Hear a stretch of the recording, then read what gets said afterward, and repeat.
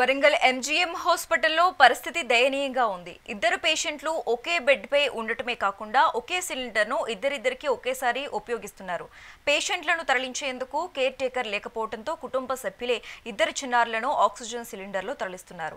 పిల్లల పరిస్థితి విషమంగా ఉండటంతో తల్లిదండ్రులే సిలిండర్ను తీసుకుని వైద్య పరీక్షలకు వెళ్తున్న వైనం నెలకొంది. పిల్లలకు కావాల్సిన కనీస మౌలిక సదుపాయాలు కల్పించడంలో ఎంజీఎం అధికారులు విఫలమయ్యారని విమర్శలు వెల్లువెత్తుతున్నాయి. వరంగల్ ఎంజీఎం ఆసుపత్రి దుస్థితిపై మరింత సమాచారం మా వరంగల్ ప్రతినిధి రాము అందిస్తారు. ఎంతమంది అధికారులు మారినా కూడా ఇలాంటి వరుస ఘటనలు నెలకొంటూనే ఉన్నాయి. ఈ రోజు ఉదయం జరిగిన ఈ ఘటన ప్రస్తుతానికి సోషల్ మీడియాలో హాట్ టాపిక్గా మారింది. అసలు ఈ సంఘటన ఏ విధంగా వెలుగులోకి వచ్చింది, అసలు డాక్టర్ల వైఫల్యం ఏంది తెలుసుకునే ప్రయత్నం చేద్దాం. ఒక రకంగా చూస్తే ఇద్దరు పిల్లలకు కలిపి ఒకటే ఆక్సిజన్ సిలిండర్ ఉందని విధంగా ఒకవైపు ఒక చర్చ తాగుతుంది. ప్రస్తుతం మనతో పాటు ఎంజన్ సూపరింటెండెంట్ ఉన్నారు, వారితో మాట్లాడించే ప్రయత్నం చేద్దాం. సార్ నమస్తే అండి. అసలు పొద్దున జరిగిన ఘటన ఏ విధంగా జరిగింది సార్? అసలు పొద్దున మనకు పీడియాట్రిక్ డిపార్ట్మెంట్లో ఇద్దరు పేషెంట్స్కి మొత్తం 12 మందికి ఎక్స్రే కావాలి. 12 మందిలో ఇద్దరికి ఆక్సిజన్ తోటి తీసుకెళ్లాల్సి ఉంటుంది. అయితే మనకి యూజువల్లీ పీడియాట్రిక్ డిపార్ట్మెంట్లో బెడ్ సైడ్ ఎక్స్రేనే ఉంది. ఆ బెడ్ సైడ్ ఎక్స్రే నిన్న ఒక ఎర్రర్ చూపించింది. బెడ్ సైడే ఎక్స్రే ప్లాంటే ఉంది, బెడ్ సైడే తీయొచ్చు వారికి, ఆ వెసులుబాటు మన దగ్గర ఉంది. కానీ అది నిన్న ఎర్రర్ చూపించడం వల్ల మన దగ్గర ఉన్న మెయిన్ ఎక్స్రే కోసం వారిని షిఫ్ట్ చేయాల్సి వచ్చింది. సో ఇద్దరేమైనా కూడా ఒకరేమో 1.5 year బాబు, ఇంకొకరు 4 months బాబు అని తెలిసింది. ఈ చిన్న పిల్లలకు సంబంధించి ముందస్తు ఒక జాగ్రత్త తీసుకోవాల్సిన అవసరం ఉంటుంది. ఉమ్మడి వరంగల్ జిల్లా వ్యాప్తంగా అతిపెద్ద హాస్పిటల్ కాబట్టి చాలామంది కూడా నమ్మకంగా ఇక్కడికి వస్తుంటారు. ప్రైవేట్ హాస్పిటల్ వెళ్ళలేని వాళ్ళు ఇక్కడికి వస్తుంటారు సార్. వాళ్ళకి సంబంధించి మెరుగైన ట్రీట్మెంట్ ఇవ్వాలని చెప్పేసి వాళ్ళు కూడా ఆశించి వస్తుంటారు. ఈ ఘటన ఒకవైపు ఎంజిఎం రావాలంటేనే భయపడే పరిస్థితి తీసుకొచ్చిందని చెప్పేసి ఒక సోషల్ మీడియా చర్చ జరుగుతుంది. ఏం చెప్తారు? ఇప్పుడు పేషెంట్స్ అదే చెప్తున్నాను, ఇప్పుడు వారికి 1 by 1 తీసుకెళ్ళొచ్చు. ఒక ఎక్స్రే కావాలనుకుంటే ఒక బేబీని తీసుకెళ్ళి మళ్ళీ ఒక 1/2 hour 15 minutes తర్వాత మరొక బేబీని షిఫ్ట్ చేయొచ్చు.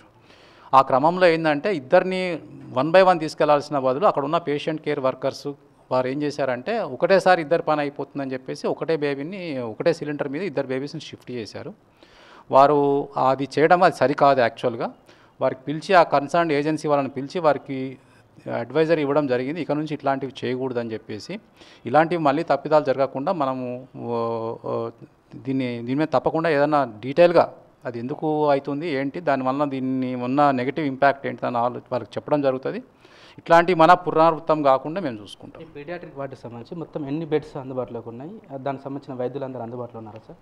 వైద్యులందరూ అందుబాటులో ఉన్నారండి. ఇక్కడ మనకు ప్రొఫెసర్స్ ఉన్నారు, అసోసియేట్స్, మనకు వీరు కూడా ఉన్నారు, మనకి ఏమంటారు post graduate students and residents ఉన్నారు. వారందరూ పనిచేస్తున్నారు.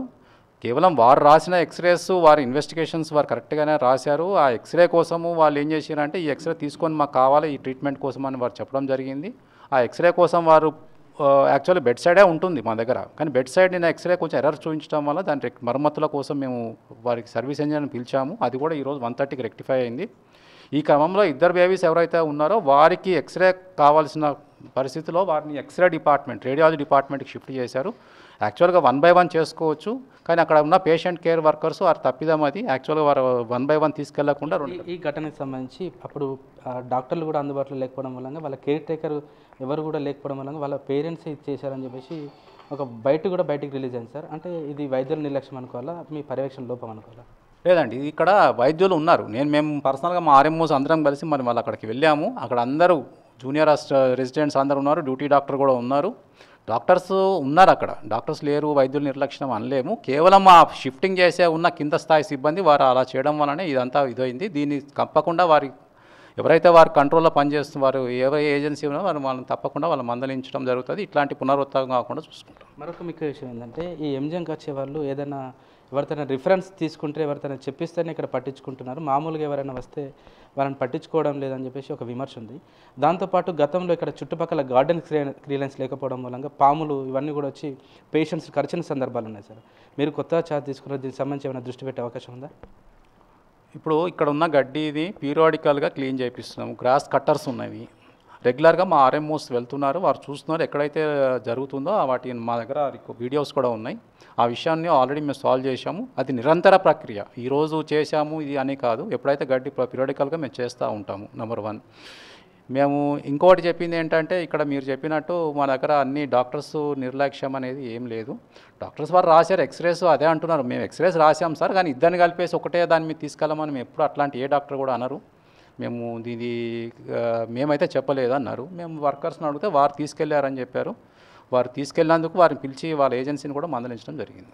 మొత్తానికి ఇద్దరు పిల్లల వ్యవహారం సంబంధించి ఎంజిఎం సూపరింటెండెంట్ కూడా చాలా సీరియస్గా యాక్షన్ తీసుకుంటాం. సంబంధిత ఎవరైతే ఉన్నారో వాళ్ళపైన కూడా ఏజెన్సీకి సంబంధించి కూడా మేము వివరాలు సేకరిస్తున్నాం. ఖచ్చితంగా వారిపైన మేము కఠిన చర్యలు తీసుకుంటాం. ఇద్దరు పిల్లలకు ఒకటే ఆక్సిజన్ సిలిండర్ అనేది మాత్రం ఎట్టి పరిస్థితుల్లో ఉపేక్షించాం. త్వరలో కూడా ఈ ఎంజిఎం సంబంధించిన అన్ని మౌలిక సదుపాయాలు మెరుగుపరిచే ప్రయత్నం చేస్తాం. గతంలో ఈ గార్డెన్ క్లియరెన్స్ సంబంధించి కూడా కొంచెం మెరుగుపరచాల్సిన అవసరం ఉంది. వాటిని కూడా మేము త్వరితగతిన పూర్తి చేస్తాం.